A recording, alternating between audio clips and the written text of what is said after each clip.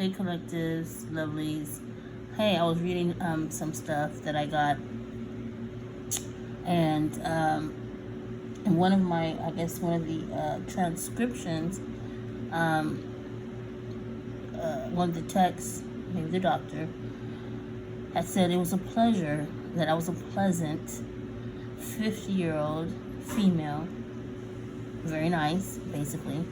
So you guys can tell your lies all you want to, all the bullshit, because like I said, I was in that ghetto for 7 years too long. My initial plan was to be there for a year, maybe 2 years. But of course, all the harassment, drugs, I had no energy, getting sick.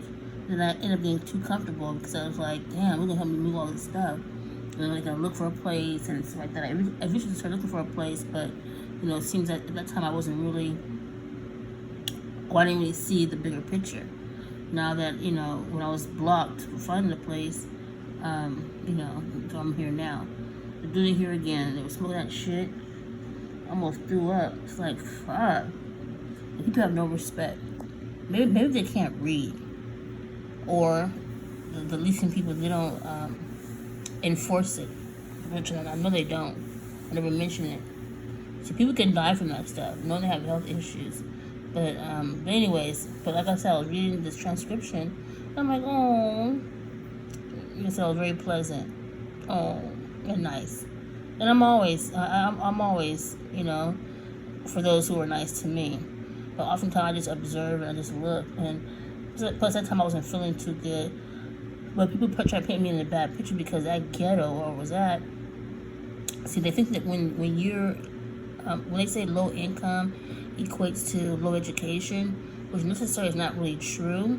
But the situation where I was at in that ghetto, majority of people are uneducated, just barely minimal, like say high school, maybe 8th grade, 7th grade, 6th grade, a lot of drug abuse, mental health abuse, homelessness. And so I was in that category, I was in that community. And so these real estate agents and brokers and investors were always on my computer. I was always wondering, like, damn. So the people that they don't think beyond anything else. They don't read the news. They don't. They're not analytical.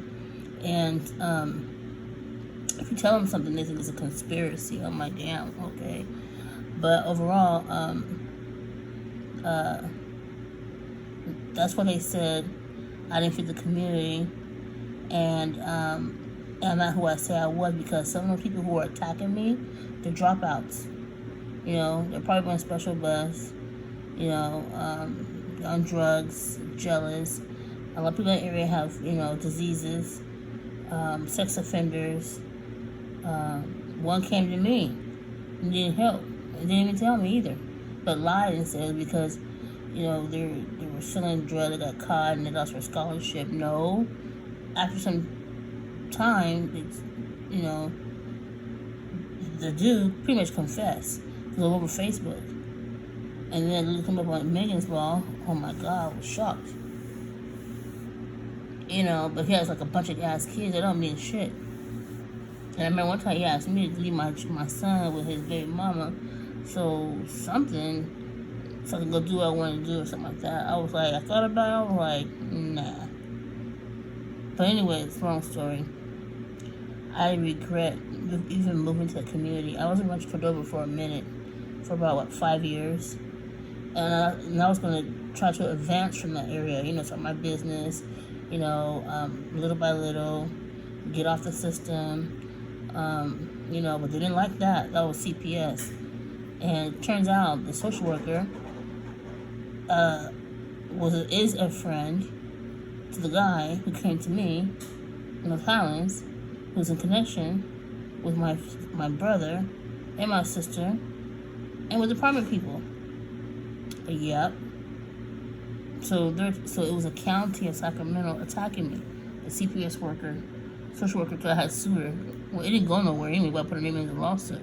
So even if it didn't go nowhere, people gonna look at that. They're gonna be like, oh, she's trying to sue her? Okay, so this has been going on. They didn't like that. So for me to find a place, that was the only place that was accepting, but I should have never moved there. I just regret it. And I never knew that area like that either. I never hung out in that area, but my mom would tell me that I used to be the KKK, with the military right there, but on the other side of Rio Linda, because she was a teenager, and you don't go to North Highlands, you don't go to Rio Linda as a person of color, back in them days. And I told her, it was quiet, it's not. I remember I was going all through the community, and people were looking at me like I was a superstar. I was like, damn. Now I see why. We had junky cars, broken ass windows, spit all over the car. They scratched my car up so bad, they don't pay for it. Even though they change management or property management, it doesn't matter. I know how to do it. It's a matter of me getting my health up together, because they try to poison me and try to kill me. Freon in my apartment where I'm at now. It was an aerosol. It was coming from the hot water tank area. People were sleeping in there. It was all in my bedroom. All my clothes. Coming to my apartment, sleeping around, going to my refrigerator, and then they described all what I had in my shit. That's attempted murder. I don't give a fuck. You violated me, burglarized my apartment for what reason? To kill me? Then all of a sudden I couldn't breathe. My stomach was getting hella big, like I was pregnant. I got veins on my tummy, and part of it started from the shelter, because like I said before, I had my bottle of water, and it's the only bottle of water I had. But it was like drinking out of it. I put it back in my locker, locked it up, took a shower, came back, and then it was on a Tuesday? Tuesday or Wednesday. One of the days I looked at my calendar. Took my child to the doctor or whatever it is, and I was taking thirsty, so I took a little sip. But someone was like stopping me to drink it, but I was like, okay, I'm just taking a sip, just whatever. Turns out the whole shit was burning my mouth, like acid. And one parent told me that they tried to put acetic acid in my drink, and to be careful of my drinks. I don't be around, blah, blah, blah. But I said, okay, I kept it to heart.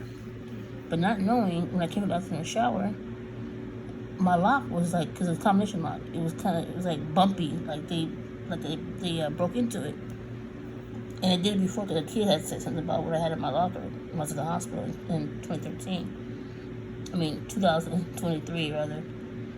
But yeah. And then so I thought that, because when the girl said, oh, Fatima, did your stomach hurt? And I'm like I said, no, but it really was. And I kept pushing my stomach, this and that. Also, my right leg started hurting, and then my foot started swelling up. And then I started getting stretch marks. I thought it was stretch marks, but it's really veins. So I put, castor oil. Castor oil, thinking that, okay, relieve my symptom. Not knowing, thinking back, when that parent asked me, and I had told her before all that, I said, something been on my bed. I could smell like this, like a bomb. Somebody sat on my bed. And I sat on my bed too. I got the shower and felt some shit in the back of my leg. I'm like, what the hell? And I was itching hella bad, like a dog. Cause this lady had a cat, and one across from me had a dog. You can literally smell it and see the fleas jumping around all through that damn shelter. So anyway, long story. Then fast forward, March, I started getting really sick. I couldn't breathe. My stomach was expanding so fast, and my labs were out of whack, but they're normal now. So I know what to do. Like I said, my blood pressure. He has my blood pressure, but there's a blockage, because the lady was like, "Oh, there must be some blockage in your abdomen." Okay, why would she say that? I mean, granted, we have high blood pressure. It could be blockage, could be inflammation, a lot of things. Tumor, cancer. What's it called? What is it called?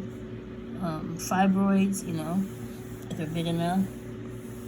Kidneys, I know that.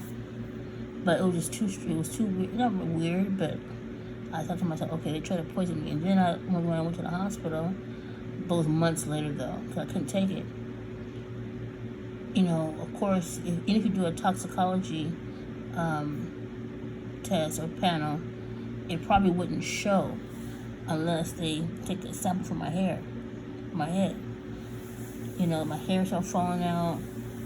Granted, it could be hormonal, but it's not on my hair. It's like sheds out, like no hair. I may have hair, but it's really short. But who cares? But anyways, And I started getting all these spots on my back. Well, I had this since all these violence. I had black mold. You know, it was mold there, mold there, mold here, everywhere. I felt yeasty. I felt, you know, don't open the windows or nothing like that. But anyways, long story. You know, but then I started getting all this other shit. I'm itching, I'm scratching, and, you know, it's my ate the food there. They put shit in the food. I mean, it was a bunch of shit. They were trying to get rid of me. Because even when I was in the hospital, they did a drug test on me. The doctor was like, no, the nurse was like, you do drugs? I'm like, no, I don't do drugs. Because they said my symptoms was as if I was a drug addict. But then again, I thought maybe somebody called up there and said I do drugs, test me, because they probably put shit in my food in 2023. And it was probably because it felt like whatever I ate, it felt like it was salt rocks. So, you know, when anyone was said and done, the people trying to kill me. It's attempted murder. And they're going to be liable for it, too. That's what they kept saying. You don't know how they kept saying, she ain't dead yet. When they put that Freon, I sat on my desk. I felt it in my abdomen. I felt it in my uterus. I felt it in my back. And also my kidneys were 90. That's what the hospital doesn't believe it. Well, one lady said, she said her kidneys were 90, then they went down to this amount, whatever it is. But it was. I have it in my records. And they should give me my records, too. And all of a sudden, it went down hella fast. Because that Freon, that's toxin. Same thing here. It was slowly going back up. All of a sudden, it was in my room. I thought it was a gas leak. I called the fire department. I felt it all in my abdomen, on my right side. And I felt it in my back. Next thing I know, the kidneys went down from 60, way down low. The people are no good. But I was in a coma. That's why they asked me, in an event of a death, who should I notify? In the apartment, I was like, oh, okay, I see what's cracking. You know, they had me in the back, fucking with my shit. You know, taking my plant and shit like that. They coming here again, I'm trying to tell you. I mean, I'm ready. I got my paperwork ready. I got it all ready. All I gotta do is print it out. Coming here again, because they're mad. Most of them are just jealous because they were eating off, well, allegedly my inheritance. You know, I was told there is one from my grandfather. I was told my mom had the insurance policy, and I was named the beneficiary on that, and I didn't get shit. So we'll say allegedly from now, but the people they've been eating off, you know, embezzling money. My brother, who's currently incarcerated, his drug ass friends, that's what they be following me and on my phone. How can they be on my phone and don't have my number? It's because that's the man in the middle satellite. You know, one guy had a wig on. I said, "Oh, that's my brother's MO, a roster wig. It looked hideous at Walmart." Following me around, I started laughing. People are weirdos. They're so weird. I wish they would step to me. I got something for you. And I check my surroundings all the time. You can do what you want to do, you know, but karma gonna get you. Because they're being watched too. I already know that. I'm being watched, you being watched. And they're so dumb. When they go report to, oh yeah, they're doing this and doing that, they're looking to you too. To see what you got going on. And they got these unscrupulous criminals surveilling me, looking at me, and they're hitting cameras. You guys are perverts, pedophiles. You wait till I get the information that I need. Pedophiles.